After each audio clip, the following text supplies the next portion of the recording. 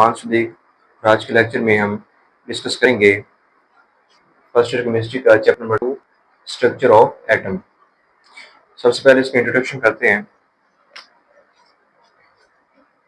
1913 में साइंटिस्ट था मॉजले, उसने जो है वो डिफरेंट एलिमेंट्स के ऊपर बम्बार्डमेंट करवाई थी। bombarded cathode on different elements। मोज़ले ने क्या किया, डिफरेंट एलिमेंट्स के ऊपर कैथोड रेज की बम्बार्डमेंट करवाई। अब उससे क्या हुआ, X rays of different frequency were produce. तो जब डिफरेंट एलिमेंट्स के ऊपर कैथोड रेज की बम्बार्डमेंट करवाई गई तो उससे क्या हुआ, मुख्तलिफ फ्रीक्वेंसी की एक्स रेज है वो प्रोड्यूस हुई। तो ये वहां से जो है वो अंदाजा लगाया गया कि अगर इस फ्रीक्वेंसी का अगर हम स्क्वायर रूट ले लें,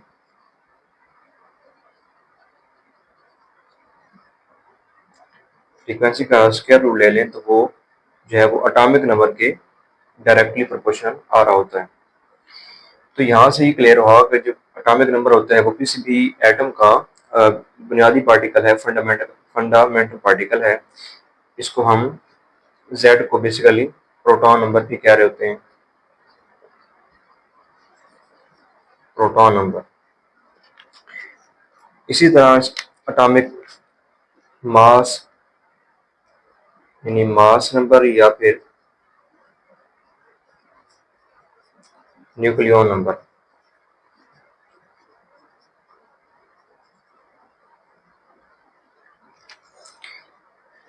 मास नंबर या न्यूक्लियॉन नंबर ये भी किसी एटम का जो है वो फंडामेंटल पार्टिकल होता है।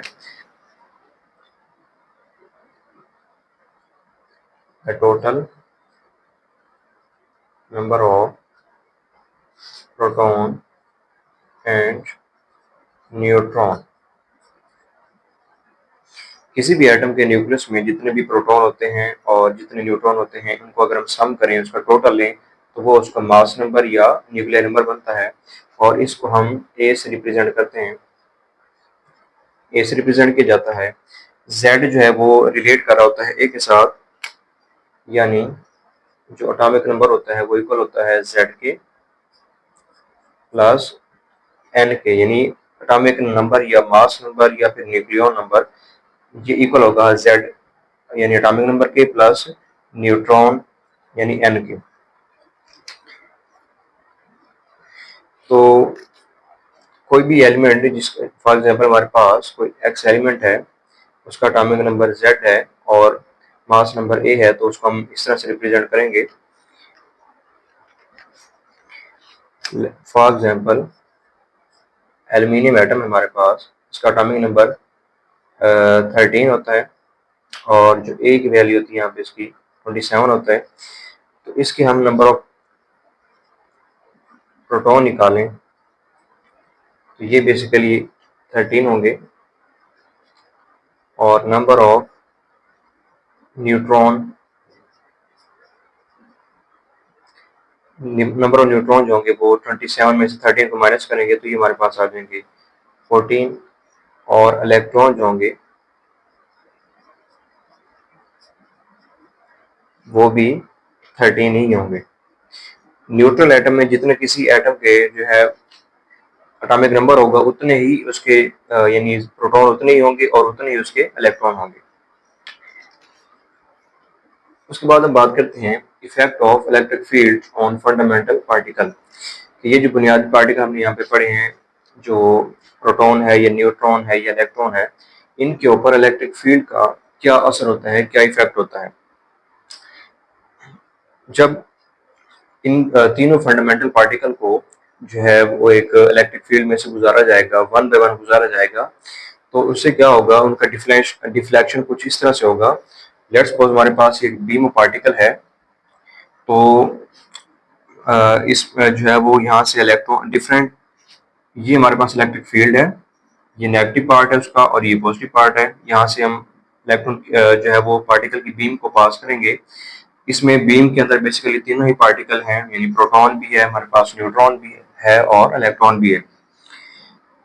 तो अब इनका डिफ्लेक्शन देखते हैं, वो कुछ इस तरह से होगा कि ये जो न्यूट्रॉन है वो बगैर डिफ्लेक्ट हुए सीधे चले जाएंगे। इसकी वजह ये है कि जो न्यूट्रॉन है ये न्यूट्रल होते हैं, और इस वजह से ये किसी भी प्लेट की तरफ, ना पॉजिटिव की तरफ ना नेगेटिव की तरफ ये डिफ्लेक्ट होंगे, बल्कि ये सीधे ही गुजर जाएंगे। उसके बाद प्रोटॉन आते हैं। प्रोटॉन जो हैं ये डिफ्लेक्ट होंगे टुवर्ड नेगेटिव प्लेट। रीजन ये है कि प्रोटॉन के ऊपर पॉजिटिव चार्ज होता है और जो नेगेटिव प्लेट है तो उसकी तरफ ये अट्रैक्ट हो जाएंगे, इसी तरफ ये डिफ्लेक्ट हो जाएंगे। इसके बाद है इलेक्ट्रॉन। इलेक्ट्रॉन के ऊपर चूंकि नेगेटिव चार्ज है तो ये डिफ्लेक्ट होंगे टुवर्ड पॉजिटिव प्लेट, और तीनों में सबसे ज्यादा जो डिफ्लेक्शन है वो इलेक्ट्रॉन का होगा, क्योंकि इलेक्ट्रॉन्स आर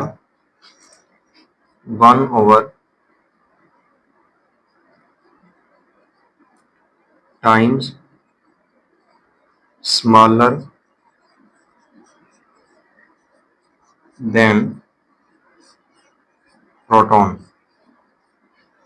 जो इलेक्ट्रॉन होते हैं वो प्रोटॉन की निस्बत 1836 गुना कम होता है, यानी इलेक्ट्रॉन का मास प्रोटॉन के मास से 1836 गुना कम होता है। इसी वजह से जो इलेक्ट्रॉन का डिफ्लेक्शन है वो भी प्रोटॉन की तरफ ज्यादा होगा।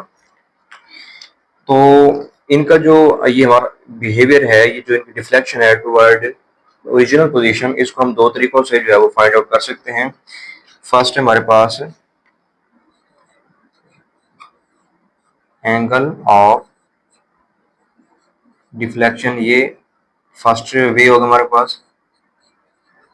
यानी एंगल कौन सा मेजर करें, कैसे मेजर करेंगे, तो ये डायरेक्टली प्रोपोर्शनल होगा चार्ज ओवर मास के। यानी जितना चार्ज और मास की रेशियो होगी वो डायरेक्टली प्रोपोर्शनल होगी एंगल ऑफ डिफ्लेक्शन के। तो सेकंड हमारे पास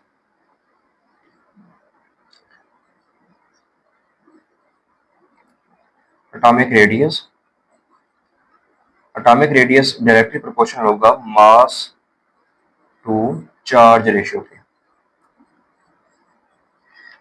ये दोनों जो वे हैं ये उस वक्त पॉसिबल हो सकते हैं अगर हम सपोज करें, इमेजिन करें कि ये जो पार्टिकल्स हैं आफ्टर डिफ्लेक्शन, यानी डिफ्लेक्शन के बाद ये एक सर्कुलर पाथ के अंदर मूव कर रहे हैं, तो उस तरह ही हम जो है वो इनकी एंगल ऑफ डिफ्लेक्शन भी फाइंड कर सकते हैं और उनका एटॉमिक रेडियस भी फाइंड आउट कर सकते हैं।